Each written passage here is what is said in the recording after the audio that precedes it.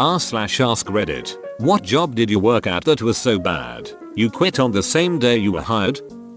A vacuum cleaner sales job. They explained that I'd have to go to people's houses and offer to clean one room for them with the vacuum and I'd get paid if during my vacuum demo they bought a vacuum. Nah, I'm good. I liked the vacuum though. Retrieving used formwork. 10 guys throwing 20 kilograms pieces of nail infested timber down from 5 floors up. My job was to dodge the falling bits of timber and avoid stepping on nails while I did it for 10 hours a day. Duck that. No first aid guy on site. Got a nail through each foot on my first day which I disinfected, bandaged and went back to work. Some help desk job. Recruiter lied his ass off. Worked at a recycling plant for medical supplies. My job was to get inside the compressing machines and clean them. The machines were filled with blood needles and shit. It was absolutely disgusting. Plus the place was infested with rats.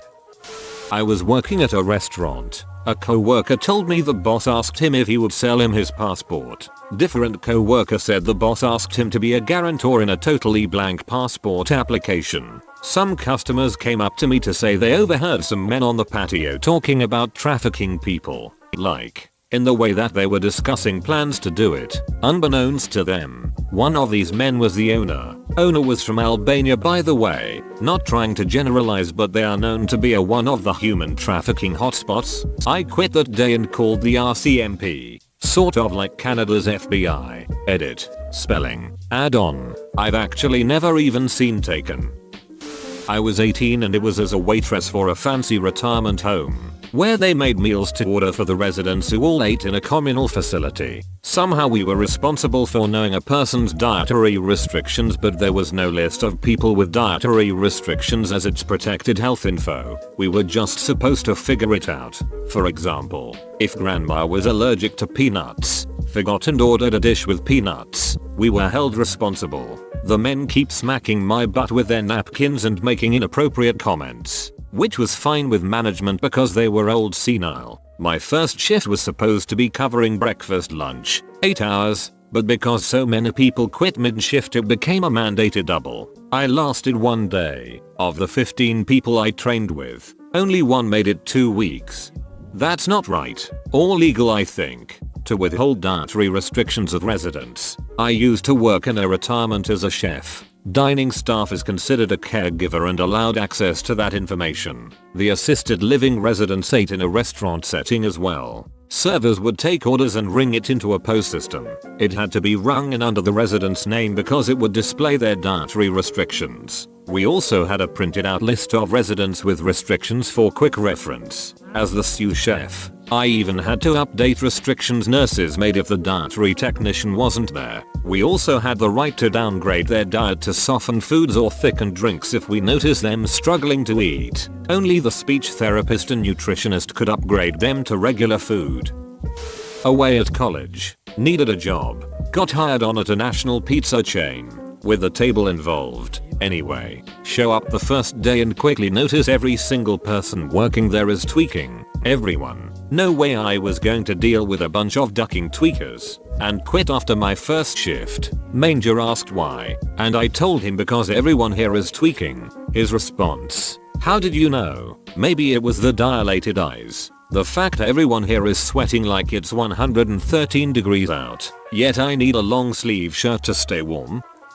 I applied for a job online titled feeding baby pigs. I got a call from a man and he gave me a vague description of the job and said I could come to the pig barn and have a chat about it. So I showed up and he continues to talk about it in a way that gave me a weird vibe. He seemed very desperate to hire somebody. He ran it by me that occasionally a piglet may need to be put down, so I figured that's what the elephant in the room was. I show up my first day at 7 AM and I enter the barn. You are required to shower off before you enter due to human swine disease contraction. After that I enter and the first thing I smell is the strongest odor of ammonia I have ever smelled. The place was like prison cells of 500-pound pigs and my job was to feed them. I was instructed to shock them with a shocking stick if they were lying down and wouldn't get up to eat, which I didn't like. Sometimes you had to repeatedly do it and it felt cruel. I continue to follow around this woman who is sort of touring me around training me. I'm noticing piles of dead and blackened piglets in the aisleways. I guess it's common for the mothers to accidentally roll on them and squish them because they are so massive. I mentioned the overpowering smell of ammonia, but what was even worse was the amount of flies in the place. And they were so aggressive. You could barely take a breath without literally breathing in a fly, and if you did, it was a polluted breath of pure ammonia.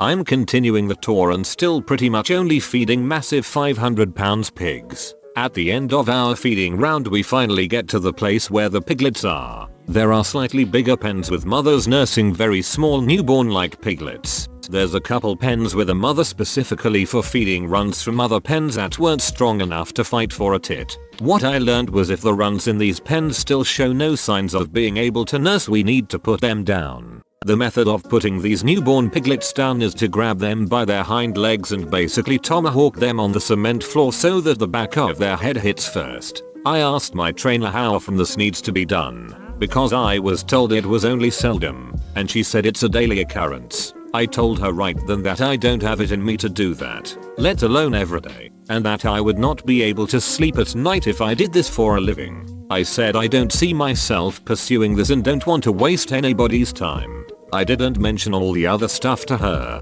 I used the baby pig killing as a point to get me out of there. I was only in there for 2 or 3 hours, but when I got home I had a cough and sore throat for the rest of the day from the ammonia. By far the worst job I ever had. TLDR. A job for feeding baby piglets turned out to be tomahawking piglets onto the cement.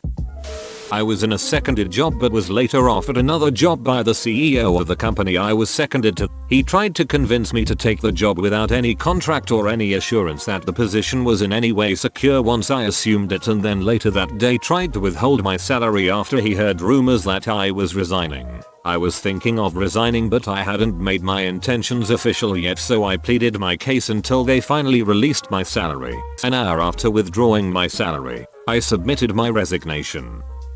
I didn't, but it was not uncommon at all to see new Amazon delivery drivers quit after 3 days. They picture it as driving and just sitting on their butt was my theory. Delivering 250 packages to 180 stops is hard work. Loading the van plus walking some stupid ass driveways stairs with heavy packages plus traffic can be overwhelming.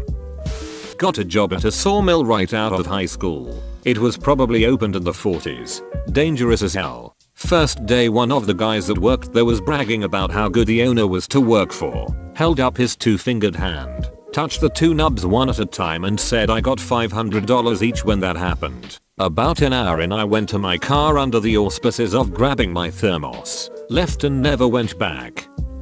I was 23, out of college with a business degree, and I had just done a year teaching English in Eastern Europe, and when I got back to the US, it was hard to find a job. 2008. My hometown is really small and there weren't many opportunities, so I was primarily applying in nearest big city. I was living with my parents and full-time job searching for about 4 months when I got a job at a translating company. It was billed as a project manager as most of their work was remote with translators working all over the world. For my first week the company put me up in an extended stay with the idea that I'd find something permanent while I was there onboarding. Cool. My first day on the job it became very clear that this global translating company was actually about 5 people and my position as project manager was actually receptionist. Seriously, the most exciting part of the day was walking across the building to pick up the mail. I went to the hotel every night and cried on the phone to my mom, both about the shitty job and also that I was so stressed about trying to find an apartment or room to rent in a week with a $26,000 salary.